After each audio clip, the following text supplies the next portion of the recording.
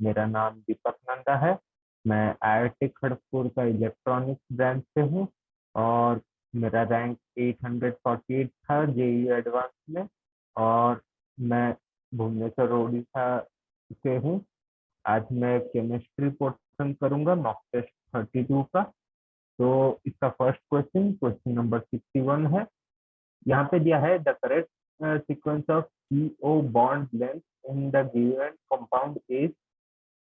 तो यहाँ पे हमको CO का बॉन्ड लेंथ देखना है। CO तो हमें पता है कार्बन का नंबर होता है, एटॉमिक नंबर 6 है। तो यहाँ पे 6 इलेक्ट्रॉन कार्बन के पास है और ऑक्सीजन का 8 है।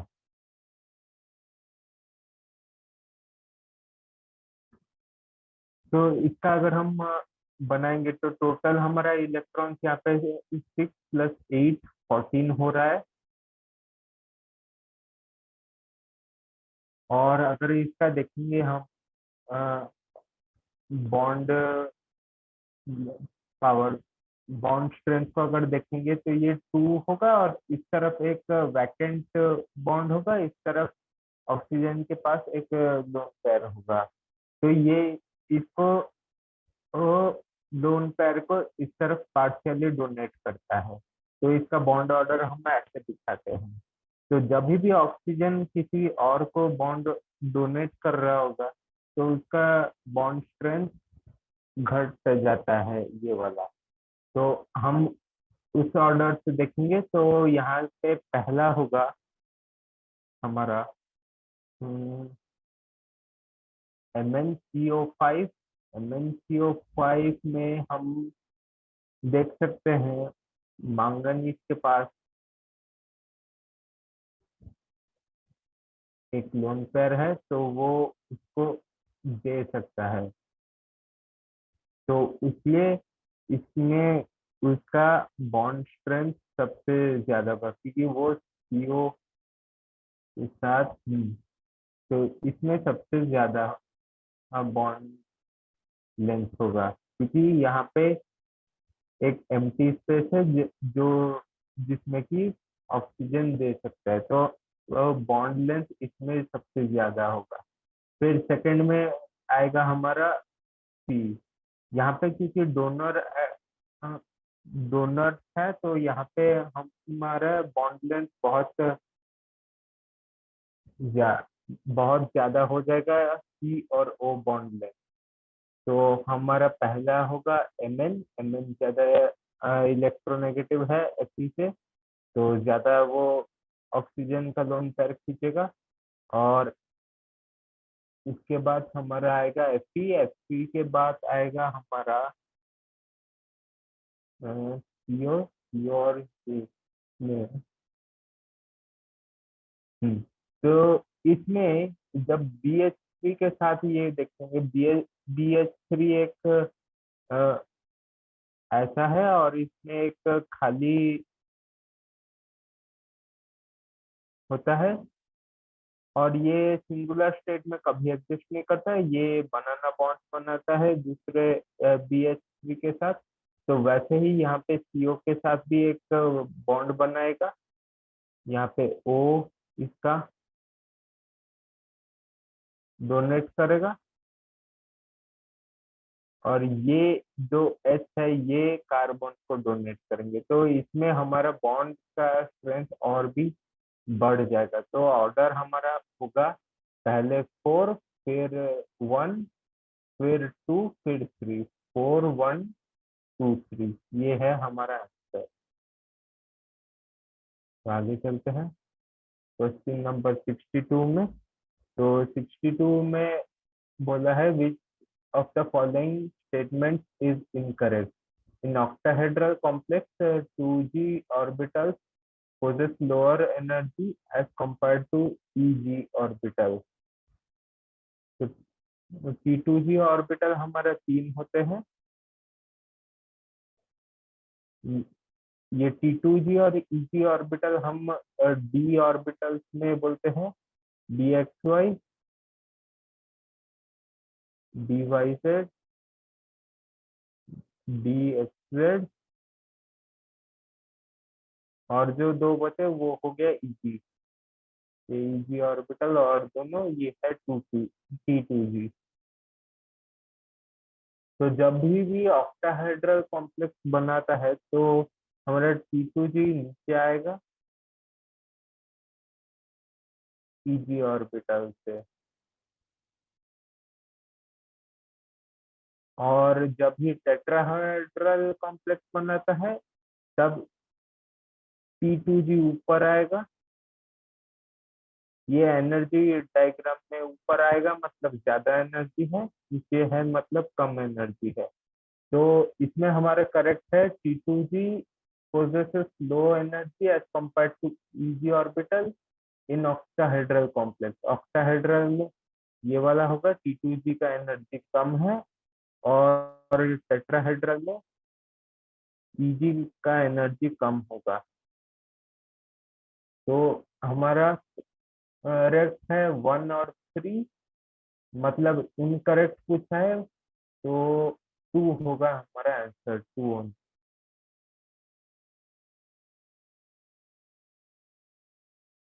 अब आगे चलते हैं।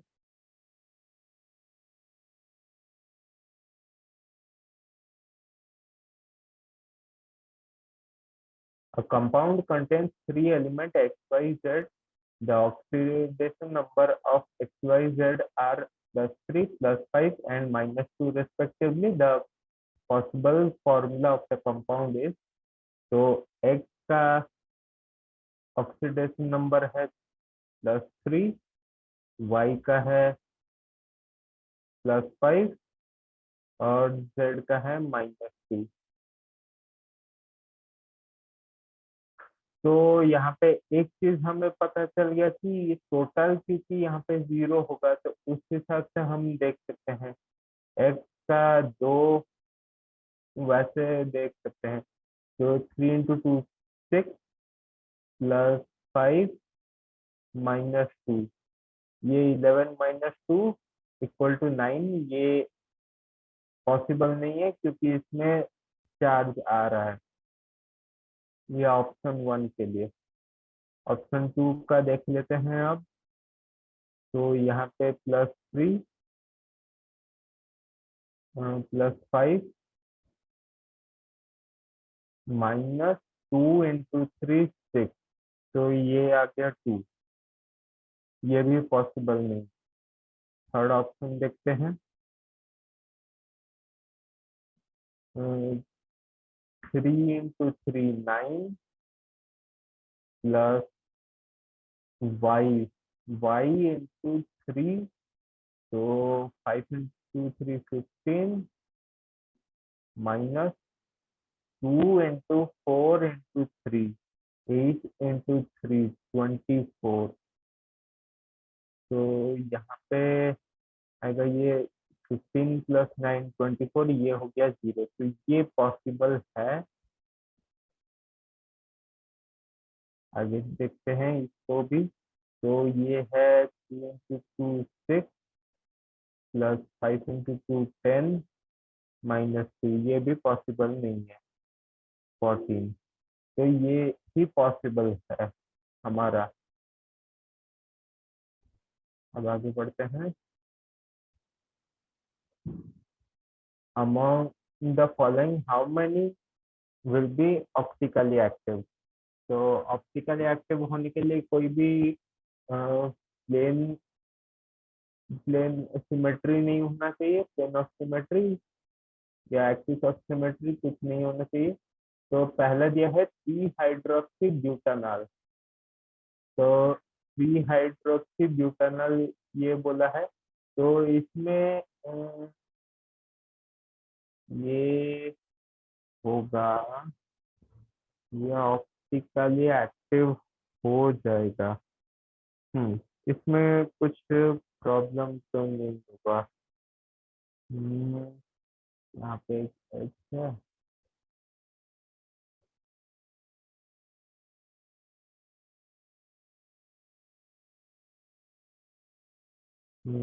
इसमें लग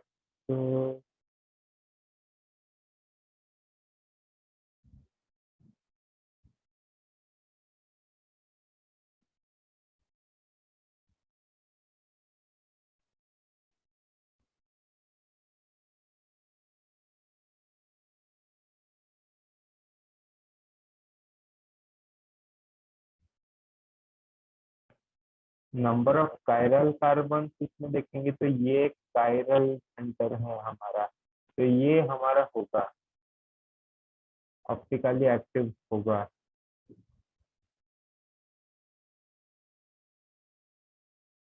4 ऑक्सो पेंटानॉल।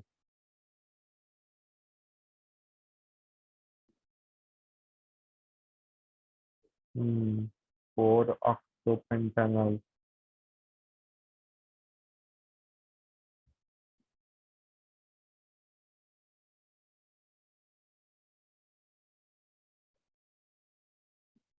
ऑक्सो मतलब यहाँ पे ये होगा। तो इसमें अगर हम देखेंगे इसको तो इसमें दो हाइड्रोजन है, इसमें दो हाइड्रोजन है, तो इसमें कोई भी कायरल कार्बन तो नहीं दिख रहा।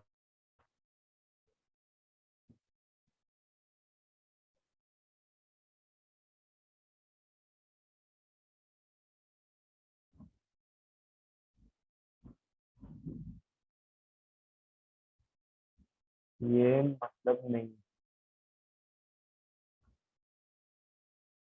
3 पेंटानोन। 3 पेंटानोन। 3 पेंटानोन चलिए।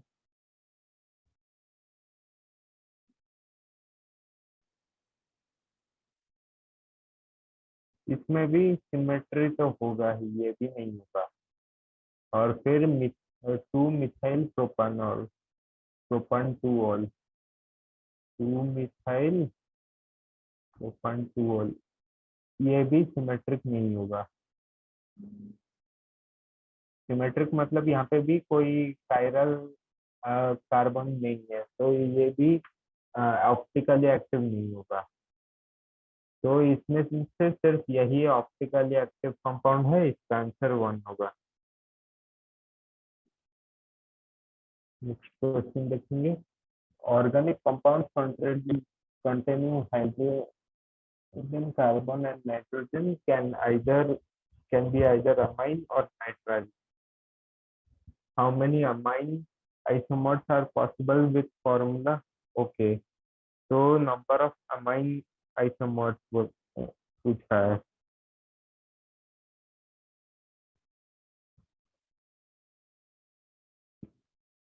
तो अमाइन अगर देखोगे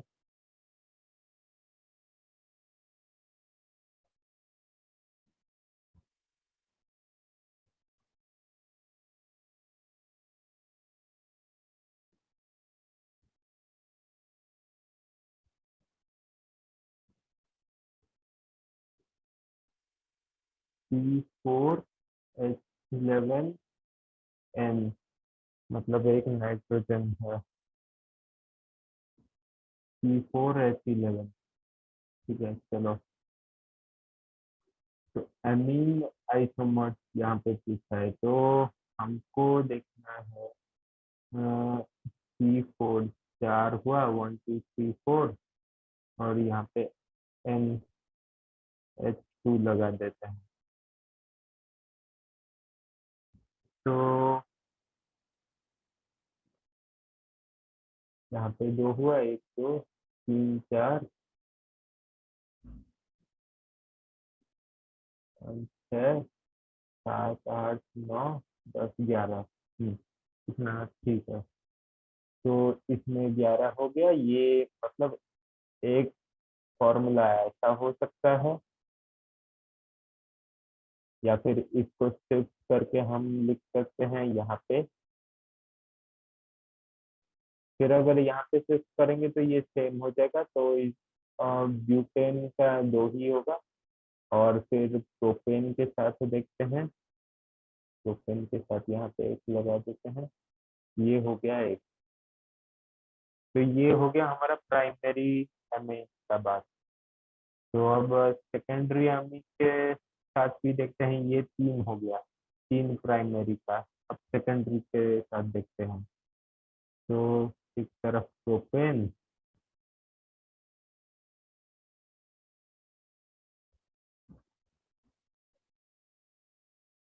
तो इसमें 1 2 3 4 5 6 7 8 9 10 11, इसमें भी 11 हाइड्रोजन, ये भी ठीक है। सेकेंडरी अमीन, तो यहाँ पे एक हो सकता है या फिर मिडिल में हो सकता है।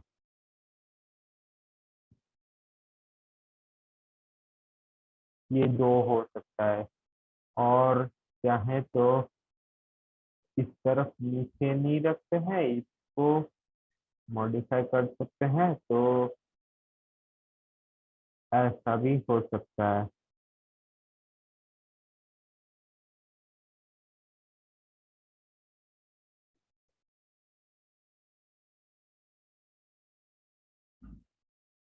तो ये हो गया, ये 1 2 3 1 2 3, यहाँ पे भी 3 है।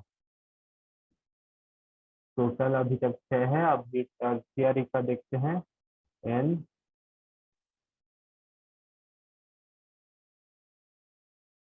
ये एक टर्शियरी का हो गया।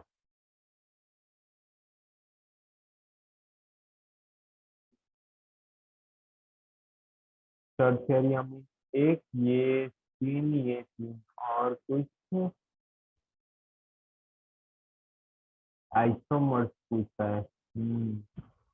आइसोमर्स पूछा है, तो एक चीज है कि यहाँ पे हम देख सकते हैं ये वाला कायरल कार्बन है। तो ये कायरल कार्बन है, तो इसका ऑप्टिकल आइसोमर भी एक होगा। तो इसका ऑप्टिकल आइसोमर भी एक होगा, तो वो भी एक काउंट करेंगे। तो प्राइमरी आइसोमर, प्राइमरी अमीन में 4 हैं, एक ऑप्टिकल आइसोमर, सेकेंडरी में 3, टर्शियरी में एक, टोटल 8 हो गए। 8 आइसोमर पॉसिबल है। आगे बढ़ते हैं। Question number 66, the number of geometrical isomers of the compound. तो यहाँ पे एक बेंजीन एक तरफ है और दूसरी तरफ कार्बोक्सिलिक एसिड है। तो ये ऐसा हो सकता है, देख लेते हैं।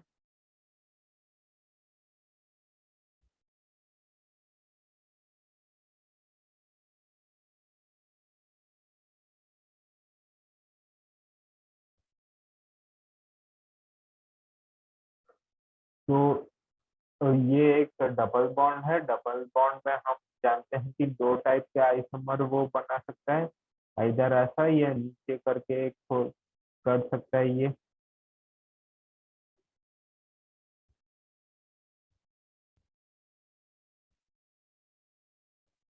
तो इस डबल बॉन्ड के लिए 2 आइसोमर फॉर्म होंगे, या फिर ये ऊपर जाएगा या नीचे जाएगा, और इसके लिए भी 2 होंगे, ये ऊपर नीचे होगा। तो इन सबको अगर देखेंगे, और इसमें लेकिन एक कॉमन आ जाएगा, देख लेते हैं, वो चेक कर लेते हैं। ये एक हो गया, फिर ऊपर एक होगा ऐसा, और ऐसा।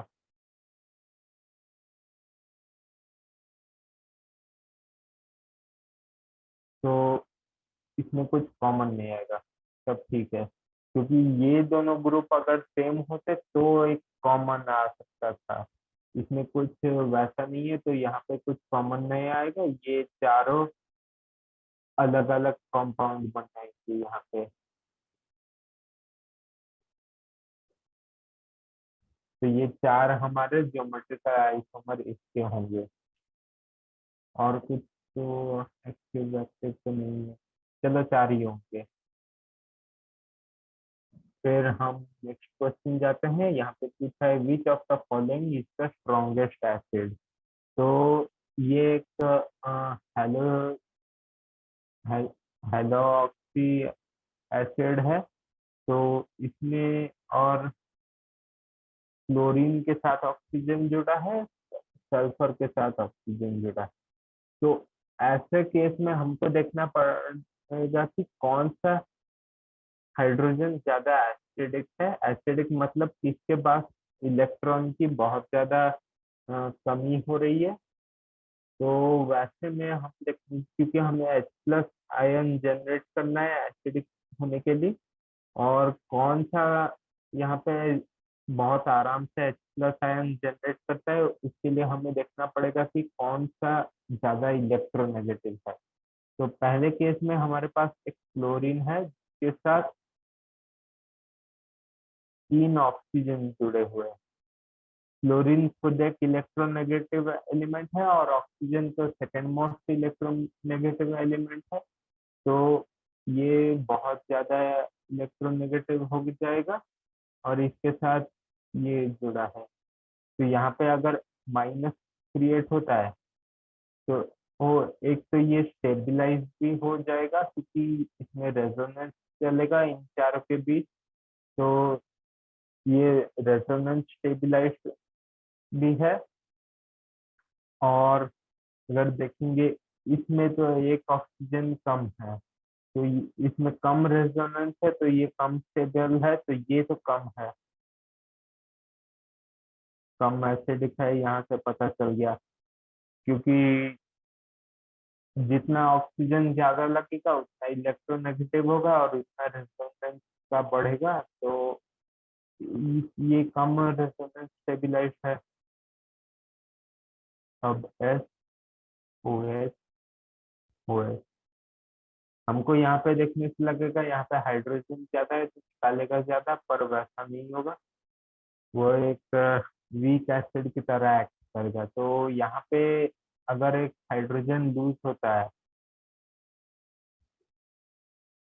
तो सिर्फ 2 रेजोनेंस स्ट्रक्चर है। और दूसरा यहाँ पे और एक भी चीज है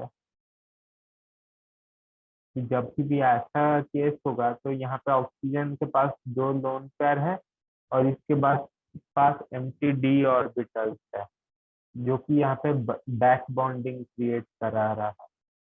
तो ये बैक बॉन्डिंग के लिए इसको स्टेबल यहाँ से ही रख रहा है और इसमें कुछ इसलिए फर्क नहीं पड़ेगा। तो यहाँ पे मैक्सिमम स्टेबल यहाँ पे सल्फर के साथ नहीं होगा, क्लोरीन के साथ होगा। वो ज्यादा इलेक्ट्रोनेगेटिव है।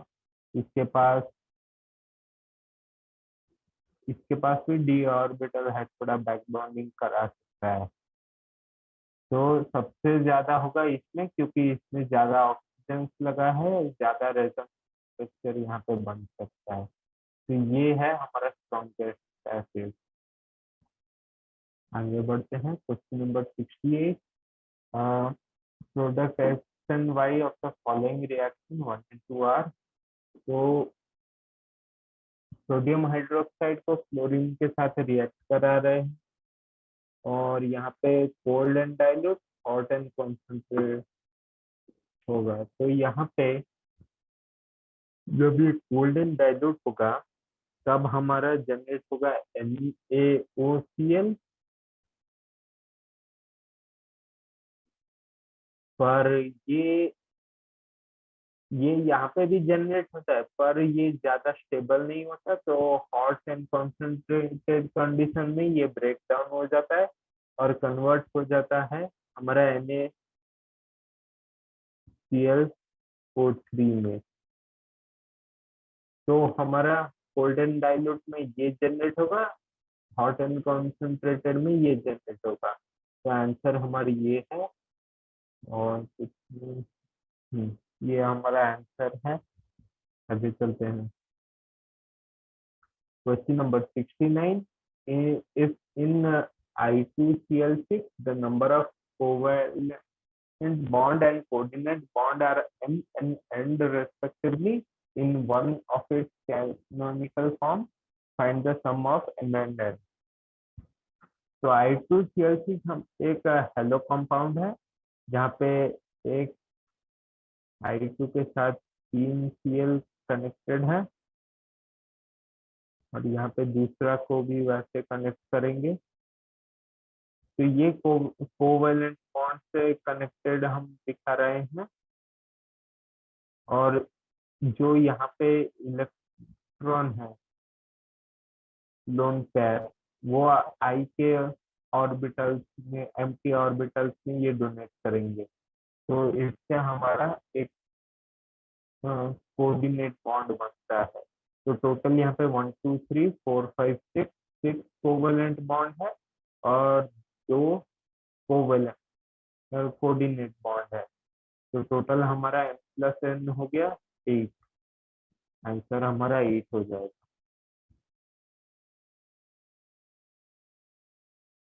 Next question, titration related, calculate the pH at the equivalent point in the titration of 25 ml of 0.1 molar formic acid with 0.1 molar NaOH solution.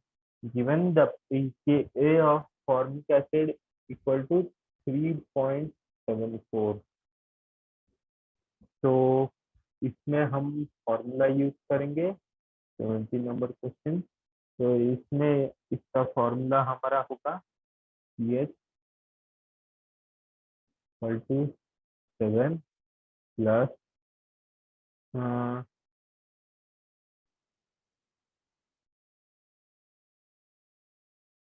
Half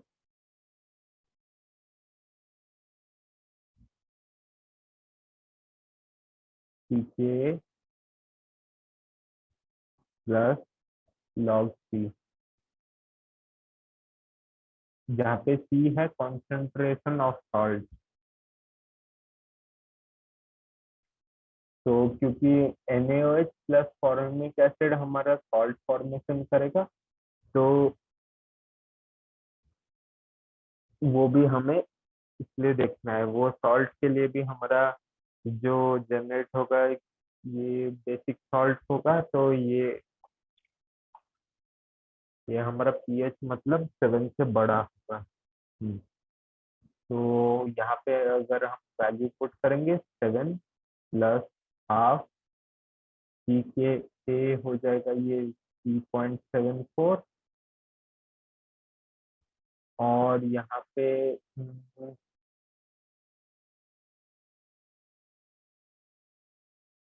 concentration इसका हो जाएगा 0.1 25 ml 0.1 NaOH सॉल्यूशन।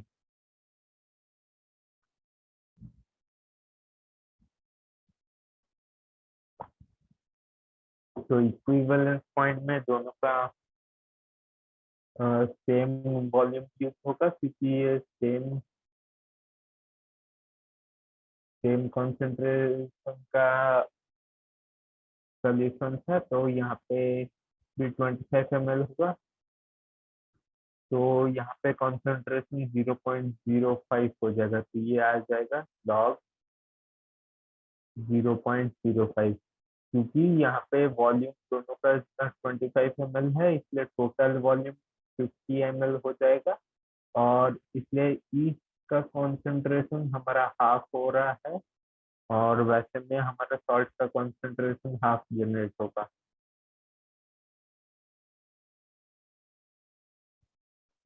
तो ये हो जाएगा हमारा लॉग 0.05। यहाँ पे log 2 इक्वल टू 0.3 दिया है। तो log 0.05 हो जाएगा ये हमारा log 1/20। 20 ऊपर आ जाएगा, ये माइनस हो जाएगा, -log 20 -log 20 हमारा बन जाएगा फिर -log 2 -1, और ये है 0.3, मतलब ये हो जाएगा -1.3। तो इसका वैल्यू हो जाएगा -1.3। और हम वैल्यू अगर कैलकुलेट यहाँ से करेंगे तो 3.74 -1.3, ये हो जाएगा हमारा 7 प्लस हाफ 2.44, ये हो जाएगा 1.22, ये हो जाएगा 8.22। तो इसका पीएच है 8.22। अब आगे बढ़ते हैं क्वेश्चन नंबर 71 में।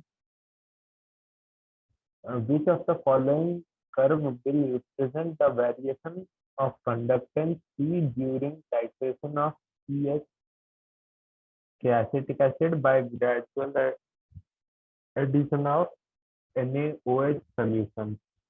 तो पहले हमारे पास CH3 COO माइनस और H प्लस आयन थे, और फिर हम ऐड कर रहे हैं Na plus OH minus ion को।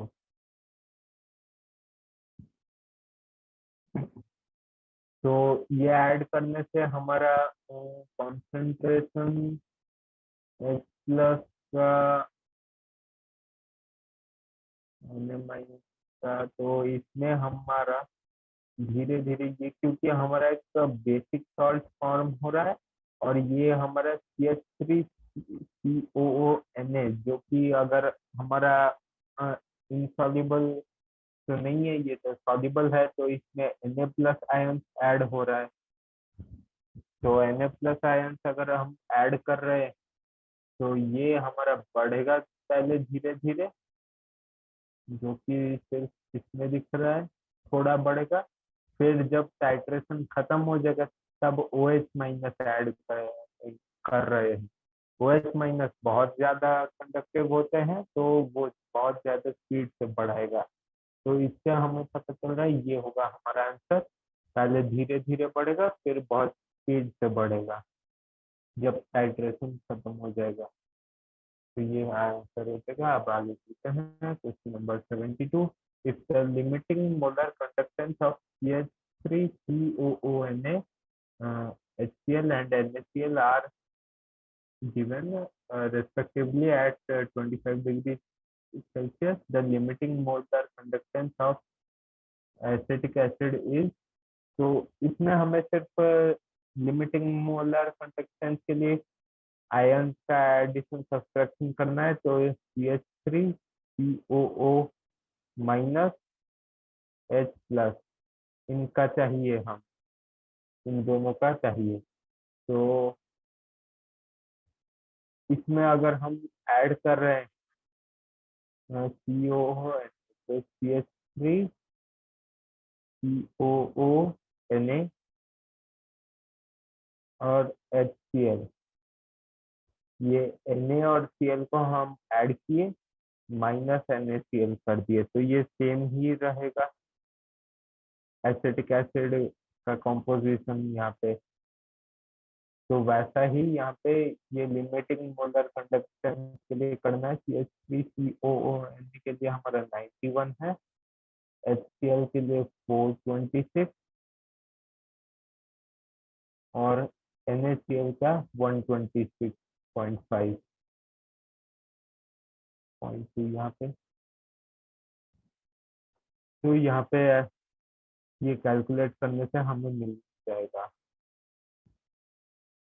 तो 91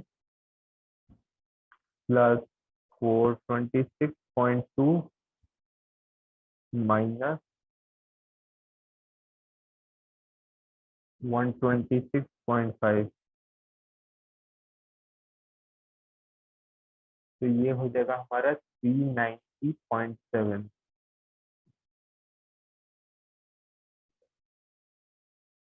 तो इसका आंसर हो जाएगा 390.7। आगे देखते हैं question number 73।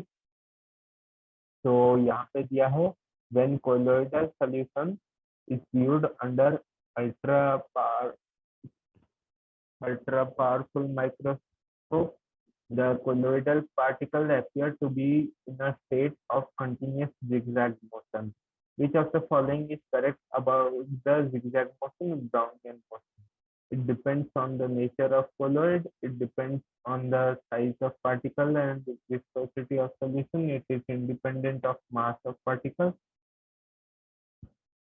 Lesser the viscosity, lower is the Brownian motion.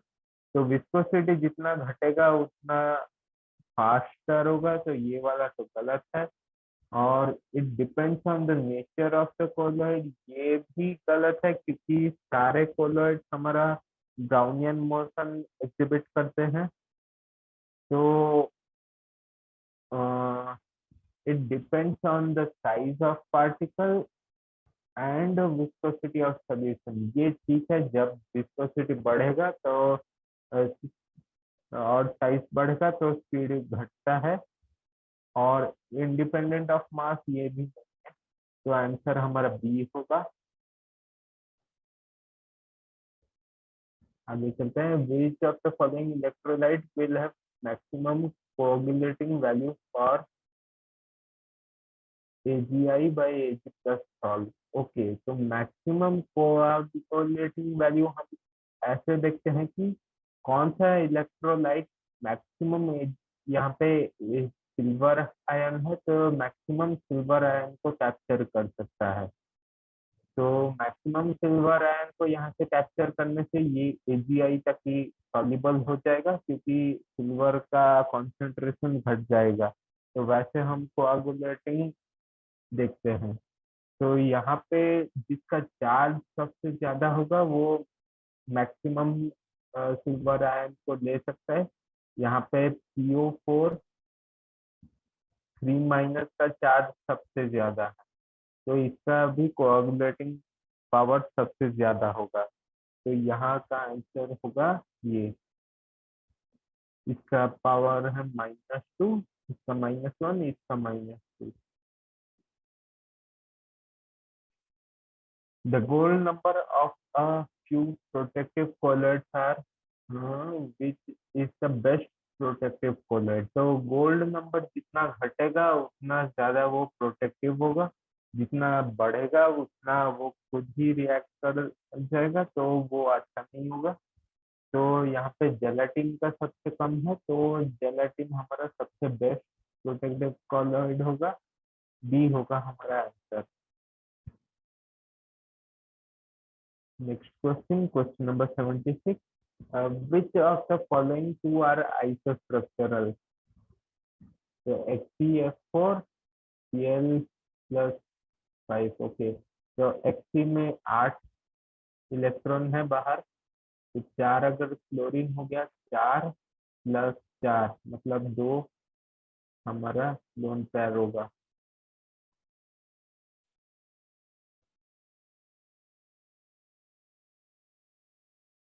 ये हो जाएगा उसका स्ट्रक्चर।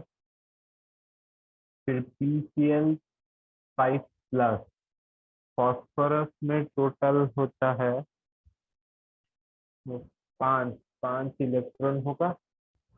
तो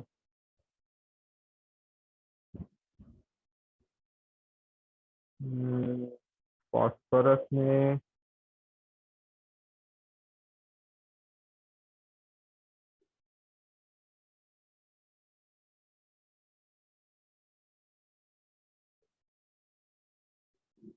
जब 5 इलेक्ट्रॉन हुआ तो ये हो जाएगा,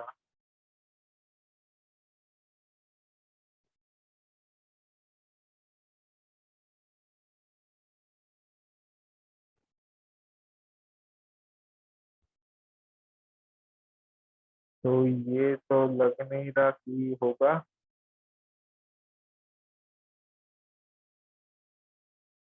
हम्म, तो इसमें तो नहीं होगा, इसमें तो 5 इलेक्ट्रॉन है। ये अपना स्ट्रक्चर देगा,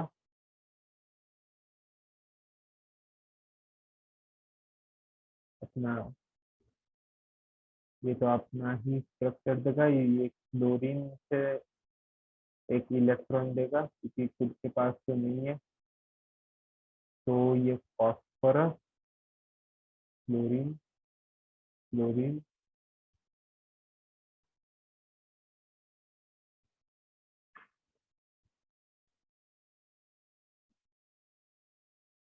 तो ये क्लोरीन इलेक्ट्रॉन दिया होगा। तो वैसे एक हो सकता है, या फिर ये टेट्राहेड्रल शेप में होगा, प्लस होगा पावर, Cl- होगा, वैसा हो सकता है। तो शायद वैसा होने का चांस ज्यादा है, वही देखते हैं। तो Cl माइनस की जगह यहाँ पे Cl एटम बैठा देते हैं जो कि कोऑर्डिनेटली डोनेट कर रहा है। तो ये भी हमारा ट्रायंगुलर बाइपिरामिडल होगा इसका भी शेप। तो ये दोनों तो आइसोस्ट्रक्चरल नहीं है। नेक्स्ट अगर देखेंगे ICl2 और CO2। तो ICl2 में आई के पास 8 इलेक्ट्रॉन है जो क्लोरीन के साथ अटैच है, और 6 बचे 1 2 3। तो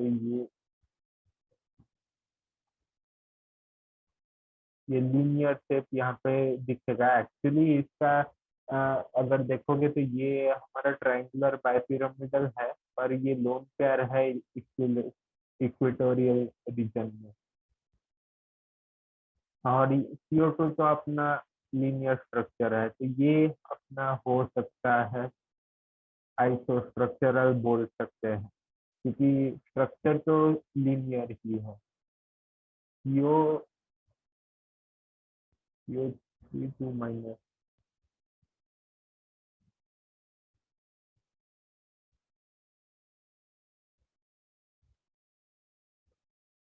तो ये हमारा प्लानर है, क्योंकि ये सब रिजोनेंस में है, तो खुद रिजोनेंस करने के लिए प्लानर है। और ये हमारा प्लानर नहीं होगा, क्योंकि ये अब ये हम्म, ये सल्फर के साथ बैक बॉन्डिंग करने में लगेगा, तो इसमें प्लानरिटी नहीं आएगा।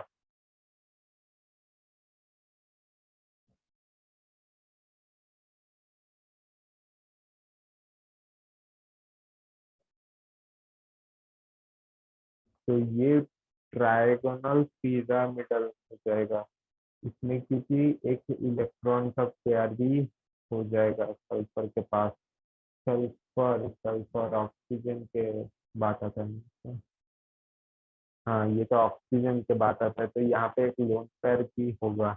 तो ये ट्रायगोनल बाइपिरामिडल होगा, ये भी ना प्लानर नहीं है, तो ये स्ट्रक्चर भी वैलिड है, आइसोस्ट्रक्चरल नहीं है।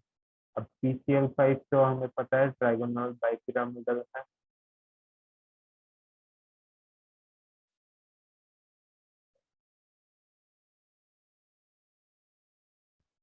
इसके साथ BF5, तो ब्रोमीन के पास 7 इलेक्ट्रॉन है, फ्लोरीन 5 है, एक लोन पेयर है।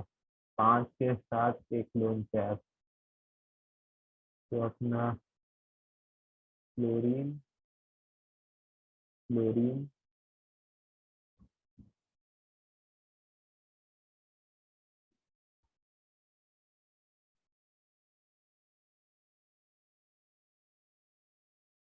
तो ये हमारा ट्रायगोनल बाइपिरामिडल होगा।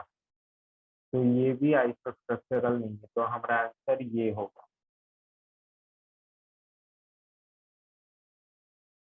नेक्स्ट क्वेश्चन बोला है IF7 is an interhalogen compound, the total count of lone pairs in one molecule is R. तो टोटल लोन पेयर ये पूछा है, तो आई के पास हमारा 7 जुड़ा है, तो 7 फ्लोरीन एटम, यहाँ से पेंटागोनल बाइपिरामिडल स्ट्रक्चर ये फॉर्म करेगा। आई के पास कुछ लोन पेयर नहीं बचेगा।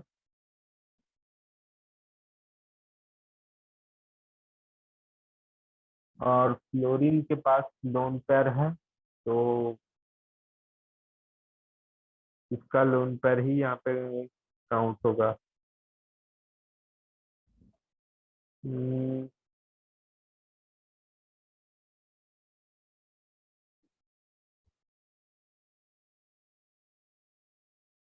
तो ई फ्लोरीन के पास हमारे पास 7 इलेक्ट्रॉन्स है, एक तो बॉन्डिंग में यूज हुआ, तो हमारा 3 यहाँ पे लोन पेयर की तरह रहेगा। तो ईच फ्लोरीन में 3 है, और टोटल यहाँ पे 7 है, तो 7 × 3 21 लोन पेयर फ्लोरीन एटम के पास है। तो 21 फ्लोरीन एटम के पास है, इसके पास 0, तो टोटल हमारा यहाँ पे 21 रहेगा।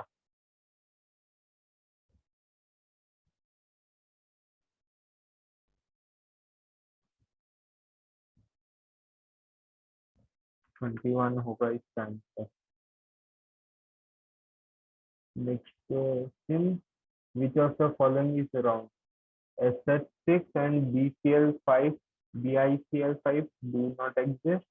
There are two pi bonds in SO3, SeF4 and CH4 are tetrahedral.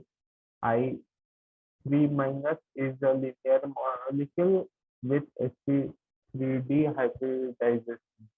तो नीचे से चेक करते हैं, I3 माइनस,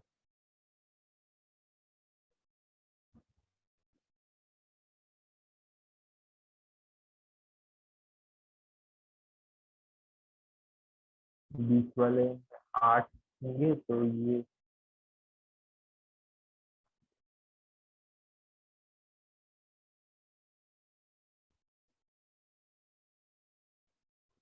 हमारा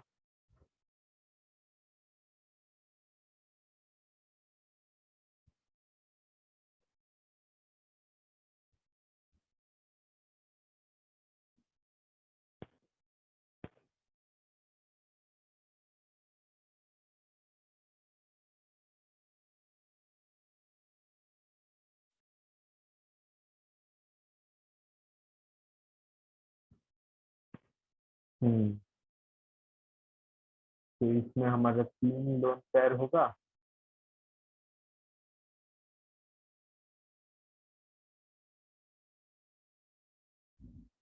1 2 3 4 5 6 7 8, तो यहाँ पे माइनस मिडिल वाला आई पे रहेगा, यहाँ पे भी 3 होगा।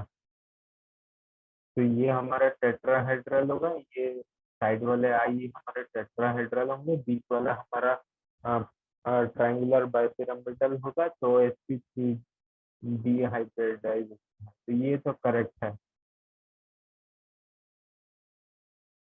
और हमारा CH4 तो टेट्राहेड्रल होगा, 4 इलेक्ट्रॉन 4 हाइड्रोजन के साथ शेयर हुआ है, तो ये तो टेट्राहेड्रल है। CF4 में अगर हम देखेंगे,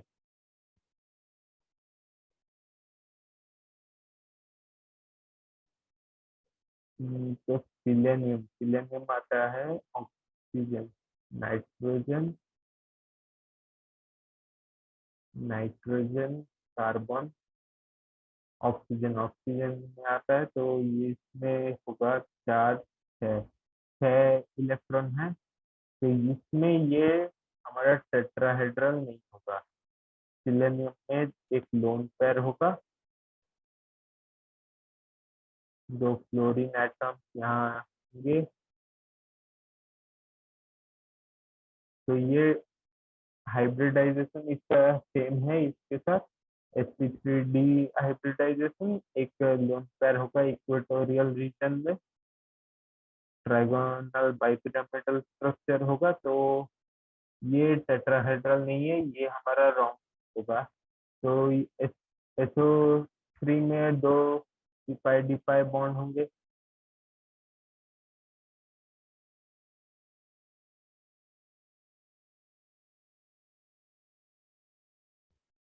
तो ये रिजोनेंस में है एक्चुअली कि कौन सा ऑक्सीजन पाई बॉन्ड बना रहा है, तो इसमें तीन में थोड़ा थोड़ा करेंगे, पर 2 पाई बॉन्ड है वैसा हम देख सकते हैं। और SH6 और BCl5 तो एग्जिस्ट नहीं करता, सुना भी नहीं है। SH6 में क्योंकि सल्फर इतना इलेक्ट्रोनेगेटिव नहीं है कि हाइड्रोजन के साथ 6 बॉन्ड बनाए, तो वो एग्जिस्ट नहीं करता। जब उसके पास कोई इलेक्ट्रोनेगेटिव एटम लग जाता है, उसके बाद ही वो H के साथ बॉन्ड बना सकता है, जैसे फ्लोरीन या ऑक्सीजन कुछ अटैच होगा तो ही वो बॉन्ड बना सकता है, तो ये वाला सही रॉन्ग आंसर है, विच of the following does not present a surfactant. तो यहाँ पे ऑप्शन नहीं दे रहा, तो ये तो वैसे भी हमें 3 मार्क्स जैसा ही है, तो कोई भी ऑप्शन मार्क करके आगे बढ़ जाएंगे। Petroleum fraction having boiling range 70 to 200 degree Celsius and containing 6 to 10 carbon atoms per molecule is called। तो बॉइलिंग रेंज इसका है 70 से 200, और 6 से 7। नेचुरल गैस तो गैस होता है, उसका बॉइलिंग पॉइंट कम होगा। तो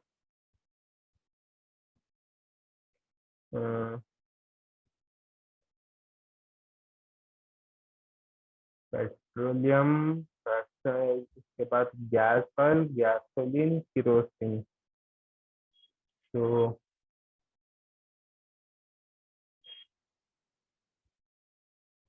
अम,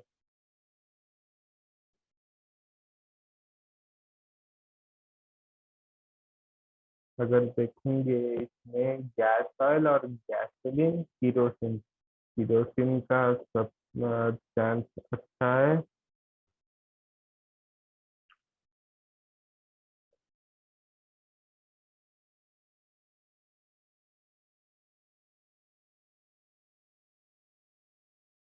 पेट्रोल, एलपीजी, एलपीजी का तो बहुत कम होना ही है।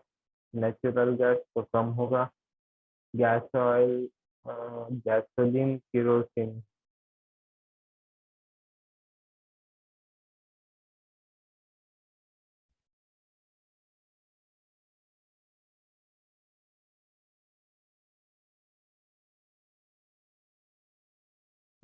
गैसोलीन, पेट्रोलियम, पेट्रोलियम से गैसोलीन डराइव होता है, तो गैसोलीन हो सकता है। गैसोलीन हम यूज करते हैं कार्स में, और वही होगा। तो एक्चुअली ये पेट्रोल हो सकता था। अब पेट्रोल होता तो वो बेस्ट होता, पर गैसोलीन भी ठीक है। Among the following, the number of artificial sweetening agent is saccharin। saccharin एक स्वीटनिंग एजेंट है। aspartame वो भी है, थाइमोल नहीं है। सुक्रालोज एक है, और आलीटेन भी एक है। तो 4 यहाँ पे है स्वीटनिंग एजेंट। ये बढ़ते हैं, which of the following is positive overlap that leads to bonding. तो ये सेम डायरेक्शन में नहीं है, तो इसमें नहीं होगा। ये पॉजिटिव ओवरलैप है, इसमें बॉन्डिंग होगा, इसमें भी होगा। और इसमें एंटी बॉन्डिंग होगा, बॉन्डिंग नहीं होगा, क्योंकि प्लस माइनस ऐड हो रहा है। तो 2 और 3 होगा आंसर, 2 और 3। Among the following how many molecules are linear. CO2 linear है।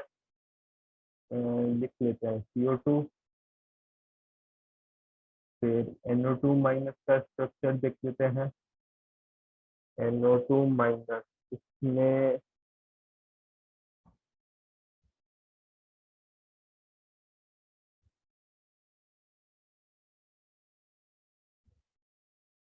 एक,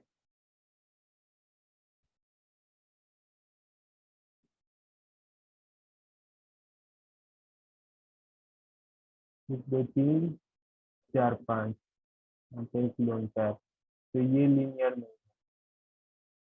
फिर SO2 तो लीनियर नहीं है, इसको छोड़ देंगे। N3 माइनस, तो ये होगा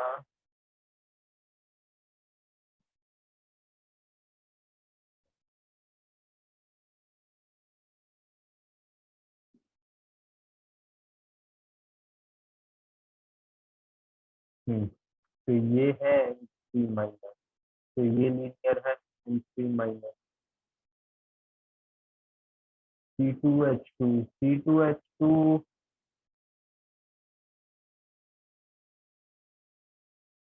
ये भी लीनियर है।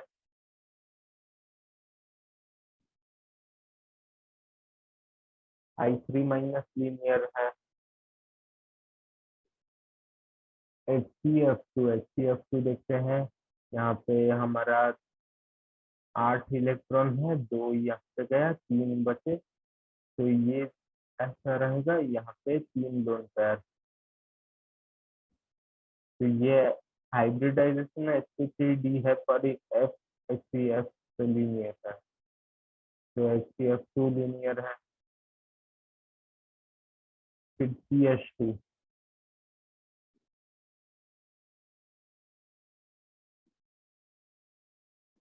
CH2 भी लीनियर है। तो यहाँ पे टोटल हो जाएगा 1 2 3 4 5 6।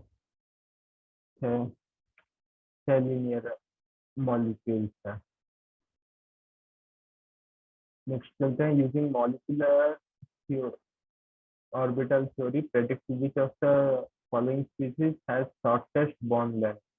शॉर्टेस्ट बॉन्ड लेंथ मतलब स्ट्रॉन्गेस्ट होना चाहिए, तो ऑक्सीजन का O2। हमारा बॉन्ड लेंथ हम जानते हैं 2 होता है। डबल बॉन्ड ऑक्सीजन में होता है। तो इसमें एक एक electron each anti bonding molecule में होता है, ऑर्बिटल में होता है। तो जब हम 2 इलेक्ट्रॉन यहाँ से निकालते हैं तो ये स्ट्रॉन्गेस्ट बॉन्ड ऑर्डर होता है, या ऐसा बन जाएगा। तो ये हमारा स्ट्रॉन्गेस्ट है, ट्रिपल बॉन्डेड ऑक्सीजन दोनों प्लस।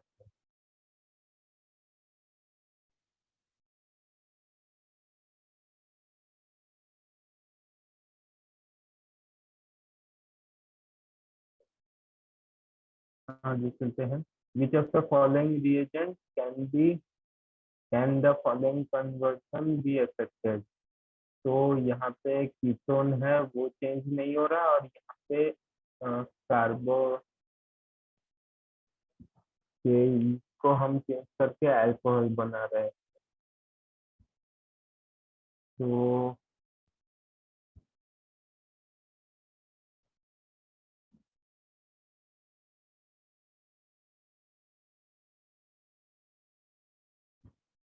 ये तो गिरनाट रिएजेंट इससे तो नहीं होगा। इसमें अगर देखेंगे H प्लस डाल के तो ये भी नहीं होगा। H प्लस यहाँ पे जाएगा।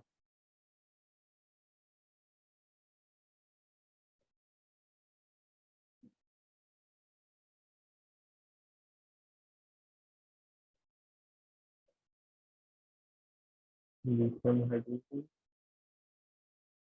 ये हमारा इथाइलिन ऐड कर रहे हैं। इथाइलिन से ये बॉन्ड है तो ये प्रोटेक्टिंग कर सकता है। तो ये तो नहीं होगा ये। इसमें प्रोटेक्शन हो गया। अगर लिथियम एल्यूमिनियम हाइड्राइड लगा देंगे तो ये नहीं होगा इसमें। तो ये लगा देंगे तो ये कर देगा।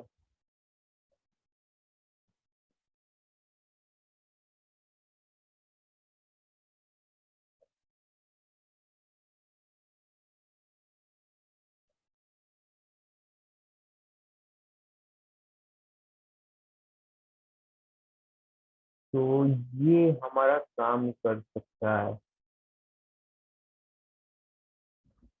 इसमें हम ये डबल बॉन्ड को, ये पहले जाएगा, ये कीटोन को प्रोटेक्ट करना है हमें, क्योंकि नहीं तो वो रिएक्टिव ज्यादा है तो रिएक्ट कर देगा। तो ये जाएगा उसको प्रोटेक्ट करने, फिर ये आएगा इसको अल्कोहल बना देगा, अल्कोहल। और ये स्टेबल नहीं होगा, इसको इसमें चेंज कर देगा।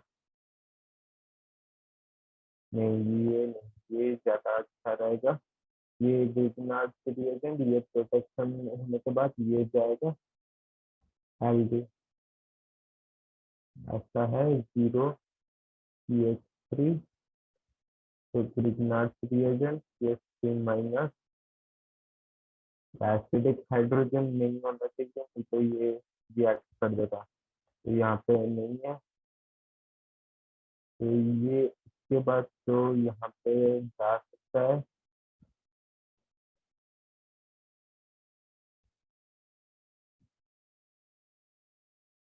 और इसको निकाल सकता है।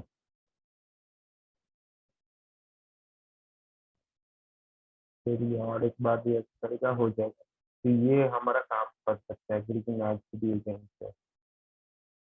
फिर 86 नंबर क्वेश्चन पे चलते हैं। Among the following compound how many compounds are more acidic in nature as compare to benzoic acid. तो बेंजोइक एसिड से ज्यादा देखने के लिए हमको देखना पड़ेगा कितना रेजोनेंस स्ट्रक्चर है। तो बेंजोइक एसिड, बेंजोइक एसिड ये तो फिनॉल हो जाएगा। बेंजोइक एसिड तो पारा मिथॉक्सी बेंजोइक ऑर्थो मेटा पारा मिथॉक्सी। तो ये इंडक्टिव एस्पेक्ट से देखना है। ये माइनस होगा तो यहाँ पे जितना इलेक्ट्रोनेगेटिव एलिमेंट होगा उतना अच्छा रहेगा। ये इलेक्ट्रोनेगेटिव नहीं है तो ये तो नहीं है। इथानॉल, इथानॉल ये तो बिल्कुल भी नहीं है क्योंकि बेंजोइक एसिड में रेजोनेंस स्टेबिलाईज्ड है तो वो बहुत अच्छा एसिड है। और फिर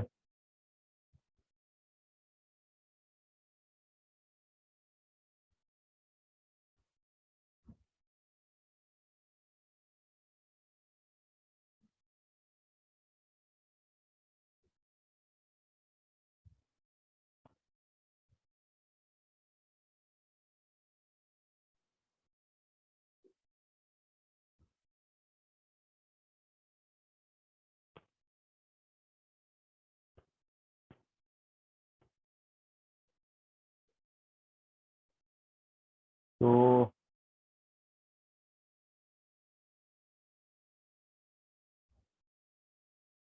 ये तो नहीं है। फिर पारा नाइट्रो बेंजोइक एसिड, तो यहाँ पे एक नाइट्रो ग्रुप है जो कि बहुत अच्छा इलेक्ट्रॉन को खींचता है। तो ये एक बहुत अच्छा एसिड होगा, बहुत स्ट्रॉन्ग एसिड है। तो ये अच्छा ज्यादा होगा। फिनॉल, फिनॉल कम एसिडिक होगा। सल्फ्यूरिक एसिड तो भाई वो तो स्ट्रॉन्ग एसिड ही है। पिक्रिक एसिड, पिक्रिक एसिड अगर देखेंगे,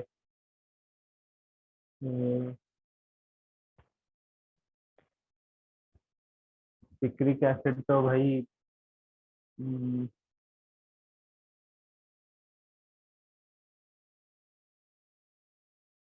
ऐसा होगा। ऑर्थो में दो नाइट्रो और पारा में दो। तो ये तो बहुत स्ट्रॉन्ग एसिड है क्योंकि ये इसमें नाइट्रो, तीन नाइट्रो ग्रुप है। तो ये तो भाई बहुत अच्छा एसिड है, ये भी एक स्ट्रॉन्ग एसिड में काउंट होता है। पारा क्लोरोबेंजोइक एसिड, तो जब क्लोरीन या कोई भी हेलोजन पारा या ऑर्थो ग्रुप में होता है तो उसका एक चीज होता है कि वो अपना लोन पैड को रेजोनेंस डोनेट करता है। तो वो एक्चुअली इसलिए कम इफेक्ट होता है, पर फिर भी इनका इंडक्टिव इफेक्ट ज्यादा रहता है। तो ये अच्छा एसिड होगा बेंजोइक एसिड से। तो हमारा आंसर होगा ये होगा सल्फ्यूरिक एसिड, सिट्रिक एसिड, पाराक्लोरिक। चार मतलब ज्यादा एसिडिक है।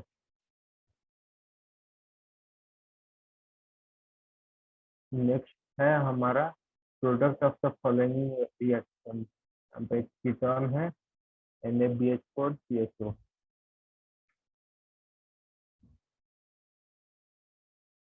तो NaBH4, NaBH4,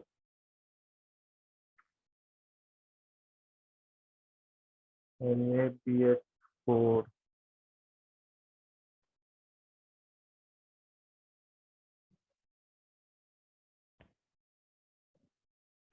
तो ये तो भाई एल्डिहाइड तो कीटोन को कर,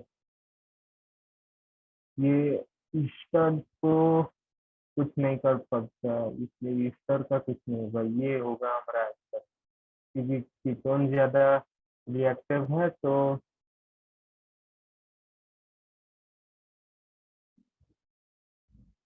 कीटोन को ये रिड्यूस कर देगा OH में। तो ये होगा इसका answer. Which of the following compound responds to carbylamine test in the fastest rate? Carbylamine rate अगर देखेंगे तो यहाँ पे ऑप्शन में जो दिया है, अमीन, अगर यहाँ पे देखोगे कार्बेलामाइन टेस्ट में तो यहाँ पे हमारा OCH3 है, यहाँ पे CH3 है, यहाँ पे NO2 है और ये सिर्फ अमीन है। तो यहाँ पे अगर बेस्ट को देखना है तो यहाँ पे बेंजीन है, यहाँ पे ये डोनेट हो रहा है। अगर ज्यादा इलेक्ट्रोनेगेटिव होगा तो अच्छा होगा ज्यादा, तो सबसे बेस्ट रहेगा हमारा इन दोनों, ये रेजोनेंस स्टेबलाइज करेगा तो ये हमारा सबसे फास्टेस्ट देगा। Through the through which of the following reaction number of carbon atoms can be decreased in the chain? Woods reaction, HVZ reaction, Hoffman bromamide reaction, Woods Kirchner reaction। तो अगर देखेंगे तो हॉफमैन ब्रोमामाइड तो भाई bromine को add करने के लिए है, तो फिर HVZ रिएक्शन देखेंगे तो वो तो हेलोजन कर देगा कार्बोक्सिलिक एसिड कार्बन को, इसमें लगा देगा Cl, तो वो तो कुछ चेंज नहीं करेगा। हॉफमैन ब्रोमोमाइड में अगर देखोगे तो अल्काइल ग्रुप हमारा निकल के CO2 निकाल देता है, तो हॉफमैन ब्रोमोमाइड हमारा आंसर होगा, वो CO2 निकाल देगा। तो इसमें देखेंगे तो CH2NH2 NO2H2 ये मेजर। अच्छा,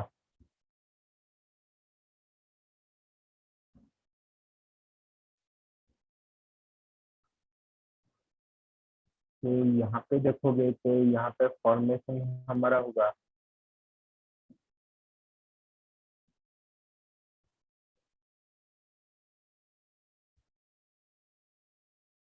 N2+ का।